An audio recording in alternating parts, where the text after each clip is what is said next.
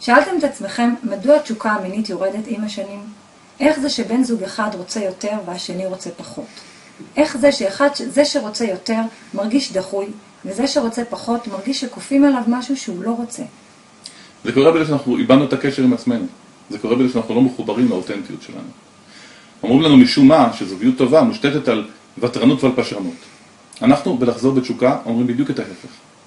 אנחנו אומרים שזוגיות טובה מלאה בתשוקה, בחיוניות ובמשיכה חייבת להיות מושתתת על פעולה שלא מתוך פיצוי, שלא מתוך פחד ושלא מתוך ותרנות ופשרנות.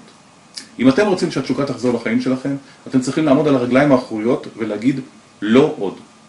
אנחנו בלחזור בתשוקה נלמד אתכם להתחבר מחדש לרצונות שלכם, לתשוקות שלכם ולמאוויים הכי עמוקים שלכם ולבטא אותם במלואם. אנחנו נלמד אתכם לחגוג את הנשיות ואת הגבריות שלכם, ואין לכם מושג איך המיניות שלכם הולכת להיות. אתם תתאהבו בעצמכם, אתם תתאהבו בבן זוג שלכם, והזוגיות והמיניות שלכם תפרח. זה קרה לעשות זוגות, זה קרה לנו וזה יקרה גם לכם. אז נתראה בסדנה.